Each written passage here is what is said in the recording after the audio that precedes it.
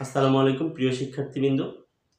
আজ আমি তোমাদের নবম দশম শ্রেণী পদার্থবিজ্ঞানের একটি গুরুত্বপূর্ণ অধ্যায় তরঙ্গ। এই তরঙ্গ থেকে আমি তোমাদের গুরুত্বপূর্ণ কিছু প্রশ্নের উত্তর দেব। এই অধ্যায় থেকে সকল সময় অবশ্যই একটি সৃজনশীল প্রশ্ন পরীক্ষার মধ্যে থাকে, আর যার কারণে সকল শিক্ষার্থীর জন্য এটি খুবই গুরুত্বপূর্ণ। বিশেষ করে 2026 সালে যারা এসএসসি পরীক্ষা দেবে তাদের জন্য বিশেষভাবে গুরুত্বপূর্ণ, কারণ তাদেরকে অল্প কয়েকটি অধ্যায় মাত্র এই পদার্থবিজ্ঞান বই থেকে দেওয়া হয়েছে 2026 সালে এসএসসি পরীক্ষার জন্য। তাহলে তাদের জন্য এই অধ্যায় থেকে অবশ্যই প্রশ্ন থাকবে। সুতরাং তোমরা যদি মনোযোগ সহকারে দেখো, আশা করি আমি এই অধ্যায়ের খুঁটিনাটি অর্থাৎ সংজ্ঞা, বৈশিষ্ট্য, ব্যবহার, গাণিতিক সমস্যা সবগুলো প্রশ্নেরই ধারাবাহিক উত্তর আমি তোমাদেরকে দেব। ধারাবাহিকভাবে সংজ্ঞা থেকে শুরু করব, বৈশিষ্ট্য, গাণিতিক সমস্যা দিয়ে অধ্যায় আমি শেষ করব।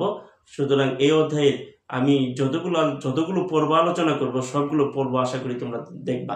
আজকে এই তরঙ্গের অধ্যায়ের প্রথম পর্বে আমরা আলোচনা করব। চলো তাহলে প্রথমে আসি তরঙ্গ। প্রিয় শিক্ষার্থীবৃন্দ, তোমরা লক্ষ্য করো, আমি বোর্ডে কিছু তথ্য তোমাদেরকে দিয়েছি। আজকের আলোচ্য বিষয় সম্পর্কে কিছু কথা আমি তোমাদেরকে বোর্ডে দিয়েছি। প্রথমে হলো তরঙ্গ ও তরঙ্গের বৈশিষ্ট্য। আচ্ছা, তরঙ্গটা কি, এটা চিনতে গেলে তার বৈশিষ্ট্য চিনতে হবে। তোমরা একটা জিনিস লক্ষ্য করো, তুমি যদি কাউকে চিনতে চাও তাহলে তার বৈশিষ্ট্য জানতে হবে। যেমন যে কোনো প্রাণী বলো, যে কোনো বস্তু বলো, তাদের বৈশিষ্ট্য দেখে তুমি তাদেরকে চিনতে পারবে। যেমন আমি যদি তোমাদেরকে বলি যে যেমন একটা প্রাণীর কথা আমি তোমাদেরকে বলি, যে একটা প্রাণী আছে যার 4টা পা আছে, তাহলে তোমাদের ব্রেন কোন দিকে ডাইভার্ট হবে? তোমরা খেয়াল করো, 4টে পা আছে, তাহলে কি হতে পারে প্রাণীটি? সেক্ষেত্রে কি হতে পারে? গরু, মহিষ, ঘোড়া, কুকুর, ছাগল। এরকম কিছু প্রশ্ন, এরকম কিছু ভাবনা তোমাদের মাথায় চলে আসবে। তখন কিন্তু আর হাঁস, মুরগি এরকম ভাবনা তোমাদের কাছে চলে আসবে না। যখন আমি তোমাদেরকে বলেছি যে 4টি পা আছে, একটি প্রাণী তার 4টি পা আছে, তখন প্রাণীটি সম্পর্কে তোমাদের ধারণা হলো যে গরু, মহিষ, কুকুর, ভেড়া, ছাগল, ঘোড়া ইত্যাদি হতে পারে। তারপরে আমি তোমাদেরকে বলতেছি যে সে ঘাস খায়। যখন বলতেছি সে ঘাস খায়, তখন তোমাদের ধারণা ডাইভার্ট হলো, কুকুর এখানে আউট হয়ে গেল। ধারণা হলো গরু, ছাগল, ভেড়া, এরকম তোমাদের ধারণা এসে গেল। তারপরে যখন বলতেছি যে তার একটা লম্বা লেজ আছে, তাহলে 4টে পা আছে, সে ঘাস খায়, তার লম্বা লেজ আছে, লেজ দ্বারা মশামাছি দ্বারা, তখন তোমাদের মধ্যে একটা জিনিস এসে গেল যে গরু হতে পারে, মহিষ হতে পারে, অথবা ঘোড়া হতে পারে। এরকম কিছু প্রাণী ধারণা তোমাদের মধ্যে চলে আসবে। তারপরে যখন আমি বলবো যে সে হাম্বা বলে ডাকে, তখন তোমাদের মাথার মধ্যে একটা পরিষ্কার একটা ধারণা আসবে যে অবশ্যই সেটা হলো গরু। তরঙ্গ কি, এটা জানতে গেলে আগে তোমাকে জানতে হবে তরঙ্গের বৈশিষ্ট্য। তরঙ্গ কি এটা জানতে গেলে তরঙ্গের বৈশিষ্ট্য কি এটা জানতে হবে। যেমন তরঙ্গ সঞ্চালনের জন্য, যেমন যান্ত্রিক তরঙ্গ সঞ্চালনের জন্য জড় মাধ্যম দরকার আছে। জড় মাধ্যম কি? জড় মাধ্যম হলো যেমন বায়ু মাধ্যম, পানি মাধ্যম, লোহা বা এরকম কঠিন মাধ্যম আছে। অর্থাৎ তরঙ্গের বৈশিষ্ট্যগুলো যদি আমরা জানি, তরঙ্গের বৈশিষ্ট্য যদি আমরা জানি, তাহলে তরঙ্গের সংখ্যা এখান থেকে আমি দিতে পারবো। 1 নম্বর, তরঙ্গের বৈশিষ্ট্য যদি বলি যে যান্ত্রিক তরঙ্গের জন্য জড় মাধ্যমের দরকার আছে, জড় মাধ্যমের প্রয়োজন হয়। জড় মাধ্যমের মধ্য দিয়ে তরঙ্গ এক স্থান থেকে অন্য স্থানে সঞ্চালিত হয়। তাহলে এই যে আমি কথা বলতেছি, আমার এই কথাটা, এই বাতাসটা তার পার্শ্ববর্তী বাতাসকে ধাক্কা দিচ্ছে, এই বায়ুর মধ্যে ধাক্কা দিয়ে, এই বায়ুর মধ্য দিয়ে আমার কথাটা সঞ্চালিত হচ্ছে। তাহলে আমার এই কথাটা সঞ্চালনের জন্য অবশ্যই এখানে জড় মাধ্যমের প্রয়োজন, অর্থাৎ বায়ু মাধ্যমের প্রয়োজন। তাহলে আমরা একটা বৈশিষ্ট্য লিখতে পারি তরঙ্গ সঞ্চালনের জন্য, বিশেষ করে যান্ত্রিক তরঙ্গ। তাহলে আমরা কি বৈশিষ্ট্য লিখতে পারি? যে যান্ত্রিক তরঙ্গ সঞ্চালনের জন্য জড় মাধ্যমের প্রয়োজন হয়। যান্ত্রিক তরঙ্গ সঞ্চালনের জন্য জড় মাধ্যমের প্রয়োজন হয়, এটা একটা বৈশিষ্ট্য লিখলাম। দ্বিতীয়ত হলো, এই তরঙ্গ সঞ্চালনের সময়, তরঙ্গ যখন সামনের দিকে এগিয়ে যায় সঞ্চালনের সময়, তখন শুধু স্পন্দিত হয়। স্পন্দিত হওয়া কি? এরকম কণাগুলো এরকম কাঁপতে থাকে, তরঙ্গের কণাগুলো এরকম কাঁপতে থাকে অথবা উপর নিচ করতে থাকে, কিন্তু কণাগুলো এক জায়গা থেকে আরেক জায়গায় আর যায় না, স্থান পরিবর্তন করে না, একই জায়গায় থেকে উপর নিচ করতে থাকে অথবা কাঁপতে থাকে। তাহলে আমরা কথাটা বলতে পারি যে তরঙ্গ সঞ্চালনের জন্য কণাগুলো স্পন্দিত হয়, কণাগুলো স্পন্দিত হয়, তরঙ্গ সঞ্চালনের জন্য কণাগুলো স্পন্দিত হয়। এর একটা বৈশিষ্ট্য আমি লিখতে পারি। তাহলে একটা বৈশিষ্ট্য হলো যান্ত্রিক তরঙ্গ সঞ্চালনের জন্য জড় মাধ্যমের প্রয়োজন হয়। দ্বিতীয় বৈশিষ্ট্য আমি কি লিখলাম, 2 নম্বর বৈশিষ্ট্য আমি কি লিখলাম, যে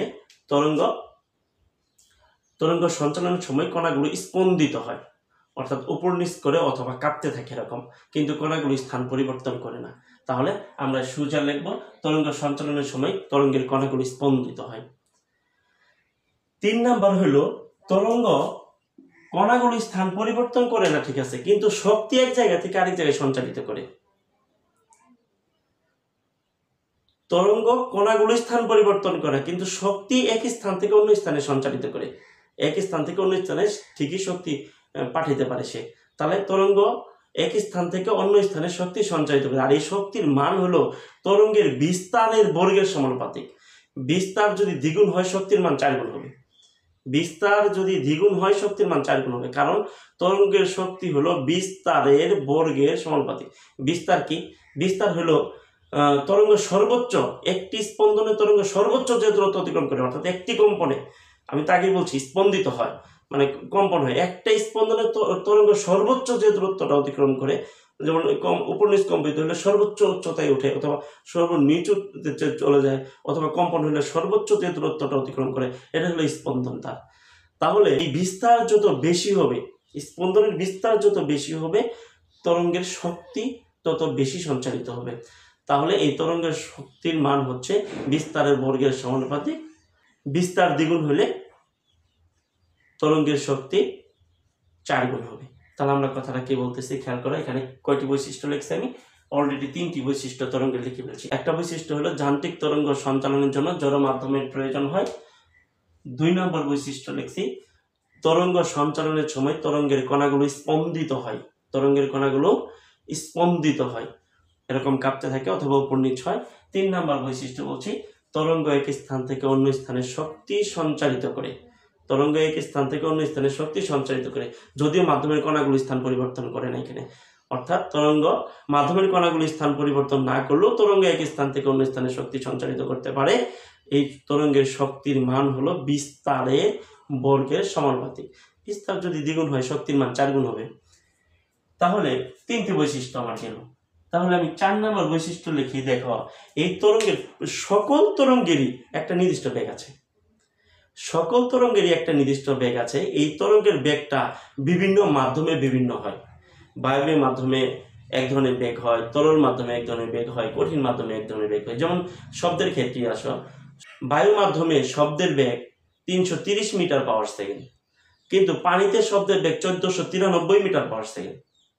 লোহাতে শব্দের বেগ 5130 মিটার পাওয়ার সেকেন্ড। তুমি খেয়াল করো, তাহলে শব্দের বেগ বায়ুতে হইল 330 মিটার পাওয়ার সেকেন্ড, পানিতে হইল 1493 মিটার পাওয়ার সেকেন্ড, আবার লোহাতে হইল 5130 মিটার পাওয়ার সেকেন্ড। তার মানে কি পাইতেছি, বায়ু মাধ্যমে শব্দের বেগ কম, তরল মাধ্যমে শব্দের বেগ তার চেয়ে বেশি, আবার কঠিন মাধ্যমে শব্দের বেগ সবচেয়ে বেশি। প্রত্যেক তরঙ্গেরই একটি নির্দিষ্ট বেগ থাকে, এই বেগ বিভিন্ন মাধ্যমে বিভিন্ন হয়। যেমন শব্দের বেগ বায়বীয় মাধ্যমে 330 মিটার পাওয়ার সেকেন্ড, পানিতে 1493 মিটার পাওয়ার সেকেন্ড, এবং লোহাতে শব্দের বেগ 5130 মিটার পাওয়ার সেকেন্ড। আচ্ছা, এটা কিন্তু 4 নম্বর বৈশিষ্ট্য। তাহলে আমি 4টে বৈশিষ্ট্য পেয়ে গেছি। এখন হচ্ছে 5 নম্বর বৈশিষ্ট্য। 5 নম্বর বৈশিষ্ট্যটা হলো তরঙ্গের প্রতিফলন ঘটে। কিভাবে প্রতিফলন ঘটে? তরঙ্গের প্রতিফলন ঘটে, তরঙ্গের প্রতিসরণ ঘটে, তরঙ্গের উপরিপাতন ঘটে। প্রতিফলনটা কিভাবে ঘটে তোমরা খেয়াল করো, যদি কোনো একটা পাহাড়ের সামনে গিয়ে দাঁড়িয়ে যদি তুমি জুড়ে একটা চিৎকার দেও, কিছুক্ষণ পরে দেখবা ওই শব্দটা ওই শব্দের পুনরাবৃত্তি তুমি পাইতেছো, একই শব্দ তোমার কাছে শোনা যেতেছে। আবার এটা হলো প্রতিধ্বনি, অর্থাৎ যখন বাধা পেয়ে তোমার উৎপন্ন শব্দ যখন কোনো প্রতিফলকে বাধা পেয়ে তোমার কাছে ফিরে আসে, ওই শব্দের পুনরাবৃত্তি তুমি শুনতে পাও, তখন এটা হলো প্রতিধ্বনি। আর এই প্রতিধ্বনি হয় প্রতিফলনের মাধ্যমে, তাহলে শব্দের প্রতিফলন হয়। আবার তুমি যদি পানির নিচে ডুবে গিয়ে থাকো বা পানির নিচে চলে যাও, উপর থেকে কেউ যদি কোনো জোরে শব্দ করে, অবশ্যই তুমি পানির নিচে থেকে কিছুটা হলেও শব্দ শুনতে পাবা। তাহলে পানির নিচে শব্দ, এই শব্দটা উপর থেকে করা শব্দটা পানির নিচ পর্যন্ত চলে গেছে, তাহলে পানি ভেদ করে চলে গেছে, তাহলে এটা প্রতিসরণ। তাহলে শব্দের প্রতিফলন ঘটে, শব্দের প্রতিসরণ ঘটে। শব্দের উপরিপাতনটা কি?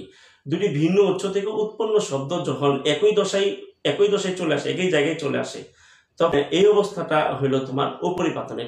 অর্থাৎ দুটি ভিন্ন উৎস থেকে শব্দ এসে যখন একই দশায় উপনীত হয়, তখন শব্দ একটা তরঙ্গ সর্বোচ্চ উচ্চতায় উঠে যায় বা নিচে নেমে যায়, একটা তরঙ্গ যদি সর্বোচ্চ উচ্চতায় উঠতে চায় আর একটা তরঙ্গ নিচের দিকে নামাতে চায়, এটা হলো উপরিপাতন।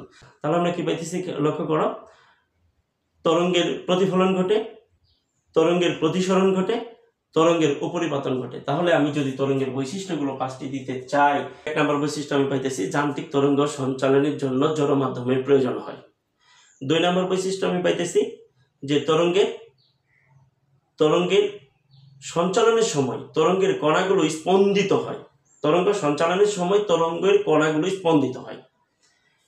3 নম্বর বৈশিষ্ট্য আমি কি পাইতেছি?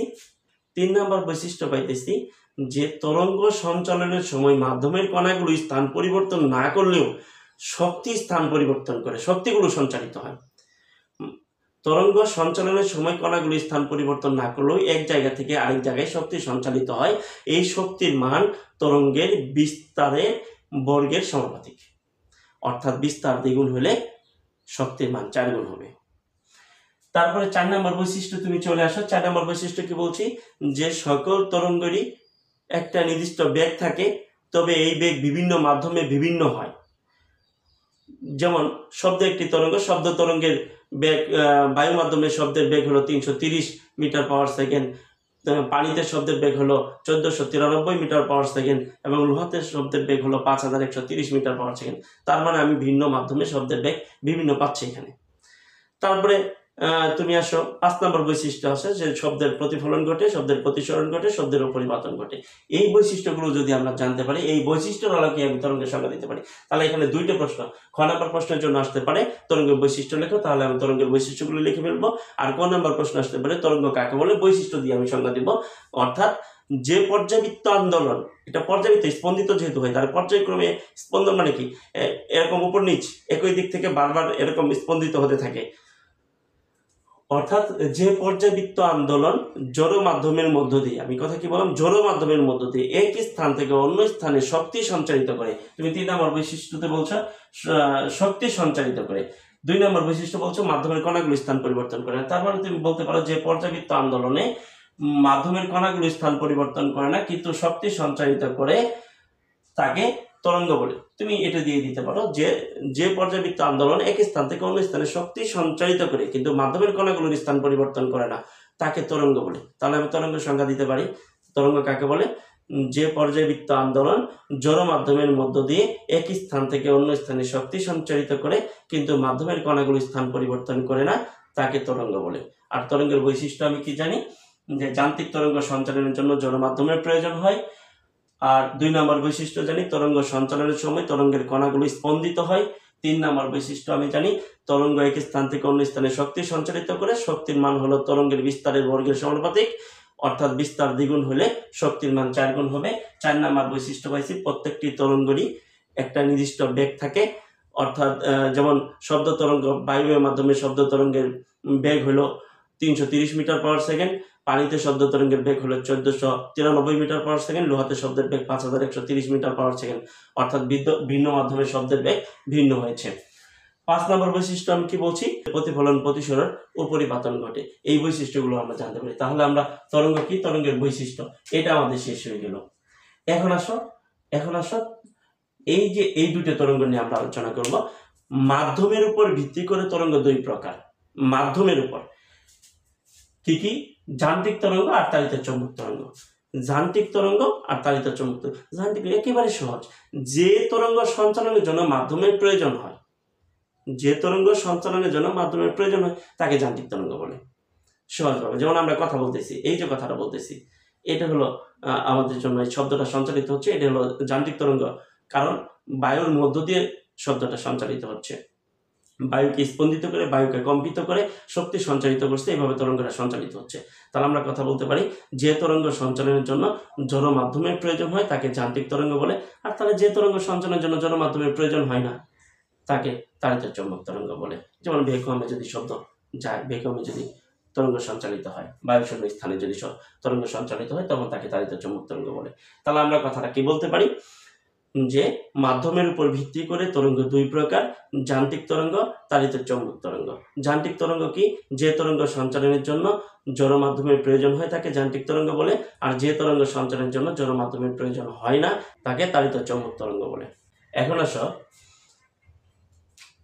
এখন হলো তাহলে এটা আমার চলে গেল। তাহলে তরঙ্গ কি, তরঙ্গের বৈশিষ্ট্য কি? যান্ত্রিক তরঙ্গ পাইছি আমি, তাড়িত চৌম্বক তরঙ্গ পাইছি। এখন আসো তুমি অনুদৈর্ঘ্য তরঙ্গ।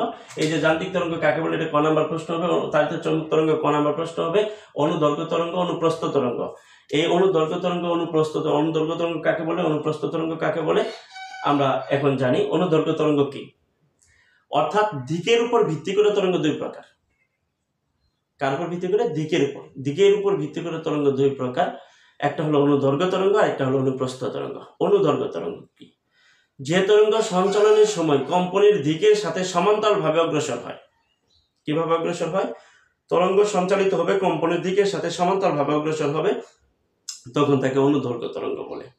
আবার যে তরঙ্গ সঞ্চালনের সময় কম্পনের দিকের সাথে লম্বভাবে, এই যে উপর নিচে আমি বলছিলাম তোমাদেরকে, একটা হলো কম্পন এভাবে যাবে, এটা অনুদৈর্ঘ্য তরঙ্গ। আবার যখন এইভাবে স্পন্দিত হবে আর উপর নিচ হবে, এটা হলো লম্বভাবে অগ্রসর হবে। তাহলে যে তরঙ্গ সঞ্চালনের সময় কম্পনের দিকের সাথে সমান্তরালভাবে অগ্রসর হয় এটা অনুদৈর্ঘ্য তরঙ্গ, আর যে তরঙ্গ সঞ্চালনের সময় কম্পনের দিকের সাথে লম্বভাবে অগ্রসর হয় তাকে বলা হচ্ছে অনুপ্রস্থ তরঙ্গ। তাহলে অনুদৈর্ঘ্য তরঙ্গ কি? যে তরঙ্গ সঞ্চালনের জন্য কম্পনের দিকের সাথে সমান্তরালভাবে অগ্রসর হয় তাকে অনুদৈর্ঘ্য তরঙ্গ বলে, আর যে তরঙ্গ সঞ্চালনের সময় কম্পনের দিকের সাথে লম্বভাবে অগ্রসর হয় তখন তাকে অনুপ্রস্থ তরঙ্গ বলে। তাহলে আমরা অনুদৈর্ঘ্য তরঙ্গ এবং অনুপ্রস্থ তরঙ্গ পাইছি।